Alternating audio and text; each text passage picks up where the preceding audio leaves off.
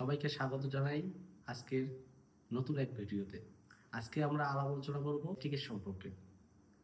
Gastric বা গ্যাসকে কীভাবে আমরা ঘরে বসেই বিনা ওষুধেই ঠিক করতে পারি। গ্যাসের ক্যাপসুল বা সিরাপ না খেয়েই কীভাবে ঘরোয়া উপায়ে টাকা পয়সা খরচা না করেই আমরা গ্যাসকে দূর করতে পারবো তা নিয়ে আজকে এই আলোচনা। উপায় বলে দেবো, সহজ পদ্ধতি, সেগুলো একটু অবলম্বন করে চলেন, আপনার গ্যাসের সমস্যা চিরস্থায়ী সমাধান চলে আসবে। গ্যাস্ট্রিকের সমস্যা মানেই আমরা বুঝি যে এটা খাওয়া যাবে না, ওটা খাওয়া যাবে না, তেলে ভাজা জিনিস খাওয়া যাবে না, সেটা না। গ্যাস্ট্রিকের সমস্যা মানে হচ্ছে আপনার বুঝতে হবে আপনার কোন জিনিসটা খেলে আপনার গ্যাস্ট্রিক হচ্ছে। আপনি শুধু ওই জিনিসটাই বাদ দেন, আর যে জিনিসগুলো খেলে আপনার গ্যাস্ট্রিক সাধারণত হচ্ছে না সেই জিনিসগুলো কন্টিনিউ চালু রাখেন। শোয়ার পজিশনের উপর অনেকটা নির্ভর করে আমাদের গ্যাসের প্রভাবটা। তার জন্য আপনারা মাথা উঁচু করে শোয়ার চেষ্টা করবেন। তো মাথা কীভাবে উঁচু করবেন? অনেকেই আছে মাথার নিচে একটা জায়গায় দুটো বালিশ দিয়ে শোয়, তাতে আরও গ্যাসের বা অ্যাসিডিটির সম্ভাবনা আরও বেড়ে যায়। তার কারণ মাথার নিচে যখন আপনি একটা জায়গায় দুটোর জায়গায় তিনটা বালিশ দিবেন তখন পেটের মধ্যে চাপ পড়ে, তখন অ্যাসিডিটি আবার বেড়ে যায়। সেটা না করে আপনার যে যে খাটটা আছে বা আপনার যে বিছানাটা আছে, বিছানাটার যে সামনের দিকটা আছে সেই সামনের দিকে দুটা ইট হোক বা দুটো কোনো উঁচু জিনিস হোক দিয়ে উঁচু করে রাখতে, মানে পজিশনটা থাকবে এমন আপনার খাটের সামন। এটা যদি আপনার সামন হয়, এটা থাকবে পিছনে এইরকম উঁচু করে রাখতে হবে, তাহলে গ্যাস বা অ্যাসিডিটির সম্ভাবনা কমে যাবে। আপনার যদি শরীরের ওয়েটটা একটু বেশি থাকে তাহলে গ্যাসের সমস্যা হতে পারে।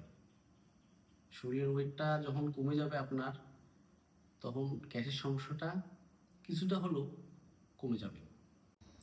আপনি সকাল সকাল ঘুম থেকে উঠে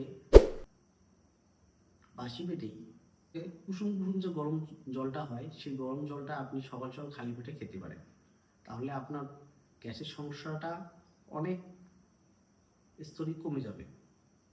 তারপর ফুটন্ত গরম জলের সাথে জিরা জিরা মিশিয়ে ফুটিয়ে সেটাকে ঠান্ডা করে ছেনে নিয়ে ওই জলটা যদি পান করেন তাহলেও অনেক উপকার পাওয়া যায়।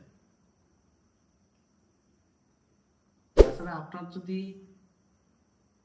কোনো দুশ্চিন্তা থাকে, টেনশন থাকে, তাহলে কিন্তু অনেক ক্ষেত্রে কিন্তু গ্যাসের সমস্যা ধরা দিতে পারে। আপনার প্রথমে সেই দুশ্চিন্তাকে দূর করতে হবে।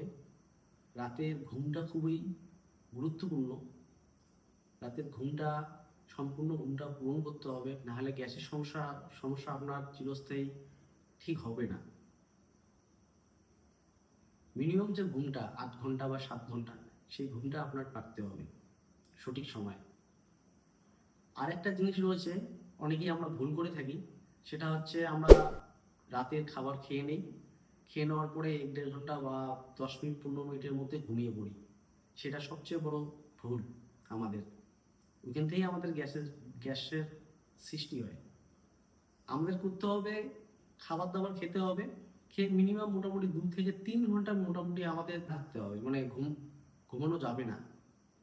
এর ফাঁকে যা আপনার দৈনন্দিন কাজ করতে হবে, হ্যাঁ, যেটাই করুন আপনি, কিন্তু 2-3 ঘন্টা গ্যাপ রাখতে হবে ঘুম আর খাওয়া দাওয়ার মধ্যে। আর খাওয়া দাওয়ার নিয়ম আছে। অনেকেই আমরা কি করি, একবারেই অনেক কিছু খেয়ে ফেলি, সেটা করলে চলবে না।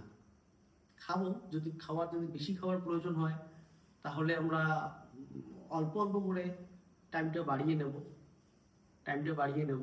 আগে যেমন 3 টাইম খাইতাম, এখন না হয় 4 টাইম খাবো, 5 টাইম খাবো।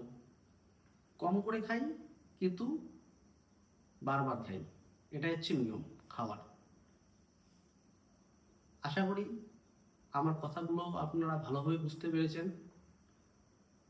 যদি বুঝে থাকেন তাহলে অবশ্যই জিনিসগুলি ফলো করুন, নিশ্চয়ই আপনারা উপকৃত হবেন। ধন্যবাদ আমার ভিডিওটি দেখার জন্য। পাশে থাকবেন, লাইক, কমেন্ট ও শেয়ার করে, এবং চ্যানেলটিকে সাবস্ক্রাইব করে দেবেন।